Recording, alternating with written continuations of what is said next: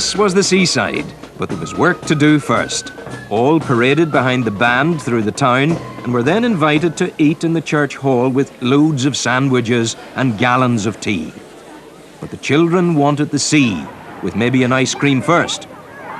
Who wants tea on a nice day like this? And then at last, down to the beach, all dressed for the occasion.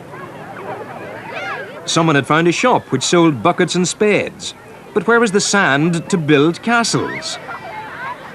The grannies decided to sit this one out. While the young girls enjoyed making their own fun in the water, their older sisters preferred to be rowed by a real sailor or to take a short trip along the coast on the Fairy Queen. It couldn't be a more perfect day. Sunday schools from Portadown were happy to use the train.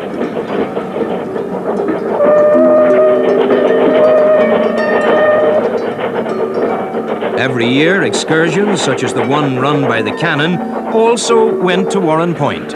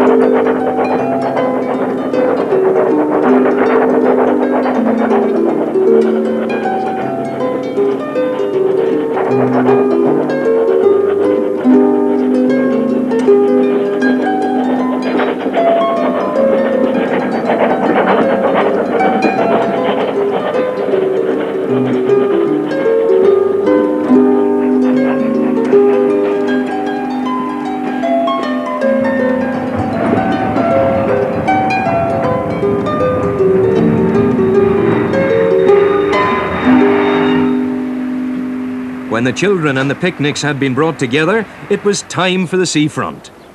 By the late 50s, people had more idea of what to expect here, and for most it was a return visit. But the youngsters still found fascination in the boats and the water. For the older ones, the attraction was the fine open-air swimming pool on the promenade. Here, the techniques developed near home in deep holes on the upper ban could be refined and really put to the test. The boys could show off and the girls enjoy the unaccustomed attention.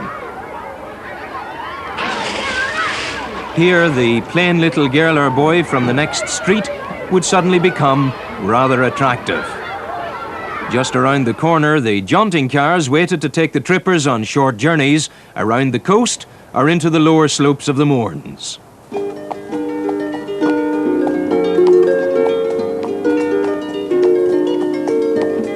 It might have been quicker by Lambretta, but from up here, the view was much better.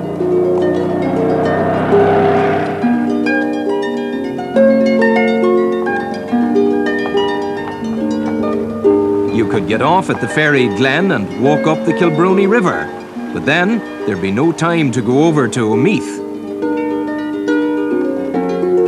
There were jaunting cars here too, loads of them taking the devout up the road to Calvary, and the backsliders to the pubs along the way.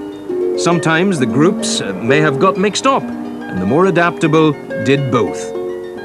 There were donkey rides on the stony beach, but they weren't a great thrill. There was no speed in a donkey. But the real delight of the place was the row of